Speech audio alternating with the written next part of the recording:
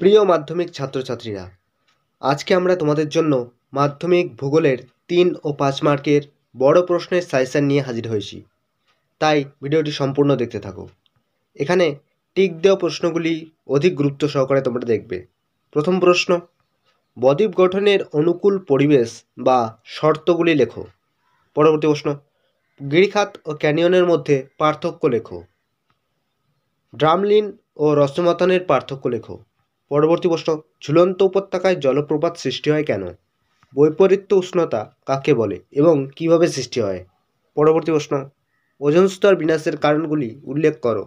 পরবর্তী প্রশ্ন, বিশ্ব উষ্ণায়নের প্রভাবগুলি লেখো। তারপর সমুদ্রবায়ু ও স্থলবায়ুর মধ্যে পার্থক্য লেখো। নেক্সট, ঘূর্ণবাত ও প্রতি ঘূর্ণবাতের মধ্যে পার্থক্য লেখো। বহুমুখী পরিকল্পনা কাকে বলে, এর উদ্দেশ্য লেখো। করমণ্ডল উপকূলে বছরে দুবার বৃষ্টি হয় কেন? পরবর্তী প্রশ্ন, বৃষ্টির জল সংরক্ষণে তামিলনাড়ু রাজ্যের ভূমিকা উল্লেখ করো। মৃত্তিকা সংরক্ষণের উপায়গুলি লেখো।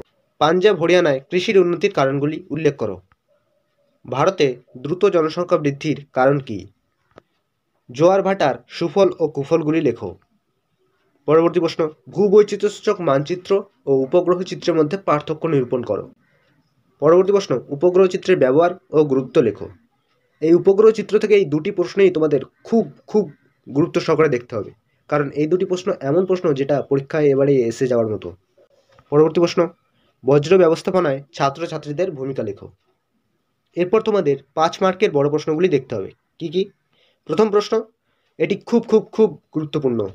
হিমবাহের ক্ষয়কার্যের ফলে গঠিত যে কোনো ৩টি ভূমিরূপ চিত্র সহকারে লেখো। পরবর্তী প্রশ্ন, নদীর ক্ষয়কার্যের ফলে সৃষ্ট যে কোনো ৩টি ভূমিরূপ চিত্রসহ আলোচনা করো। পরবর্তী প্রশ্ন, হিমবাহ ও জলধারার মিলিত সঞ্চয়কার্যের ফলে সৃষ্ট ভূমিরূপ চিত্রসহ লেখো। পরবর্তী প্রশ্ন, বায়ুর সঞ্চয়কার্যের ফলে গঠিত ভূমিরূপগুলি চিত্রসহ লেখো। পরবর্তী প্রশ্ন, বিশ্বব্যাপী সমুদ্র স্রোতের প্রভাব লেখো। পরবর্তী প্রশ্ন, চিত্রসহ বৃষ্টিপাতের শ্রেণীবিভাগ করো। পরবর্তী প্রশ্ন, জোয়ার ভাটা সৃষ্টির কারণ চিত্রসহ উল্লেখ করো। পরবর্তী প্রশ্ন, উষ্ণতার তারতম্য অনুযায়ী বায়ুমণ্ডলের স্তর বিন্যাস করো। এখানে জোয়ার ভাটা সৃষ্টি ও উষ্ণতার তারতম্য অনুযায়ী এই প্রশ্ন দুটিও তোমরা খুব গুরুত্ব সহকারে দেখবে। বিশ্ব উষ্ণায়ন বা গ্লোবাল ওয়ার্মিংয়ের প্রভাবগুলি লেখো। বায়ুচাপ বলয়ের সঙ্গে নিয়ত বায়ুর সম্পর্ক লেখো। এখানে যে প্রশ্নগুলি টিক দেওয়া নেই সেই প্রশ্নগুলিও তোমাদেরকে ভালোভাবে দেখতে হবে, কারণ এই প্রশ্নগুলি ৫ মার্কের বদলে ৩ বা ২ এরকম মার্কসও আসতে পারে। বায়ুচাপের তারতম্যের কারণগুলি উল্লেখ করো। পরবর্তী প্রশ্ন, ভারতের জলবায়ুর উপর মৌসুমী বায়ুর প্রভাব আলোচনা করো। ভারতে পলিমৃত্তিকা ও কৃষ্ণমৃত্তিকার অবস্থান এবং বৈশিষ্ট্য উল্লেখ করো। ভারতে স্বাভাবিক উদ্ভিদের ওপর জলবায়ুর প্রভাব উল্লেখ করো। ভারতের অর্থনীতিতে পরিবহন ব্যবস্থার গুরুত্ব লেখো।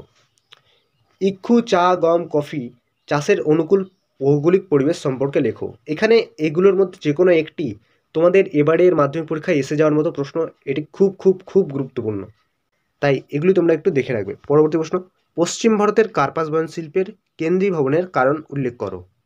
তো এই ছিল আজকের সম্পূর্ণ সাজেশন। ভিডিওটি ভালো লাগলে তোমরা একটি লাইক করো এবং তোমাদের বন্ধুবান্ধবীদের সাথে শেয়ার করো। আর আমাদের চ্যানেল নতুন হলে আমাদের চ্যানেলটি সাবস্ক্রাইব করে আমাদের পাশে থাকো।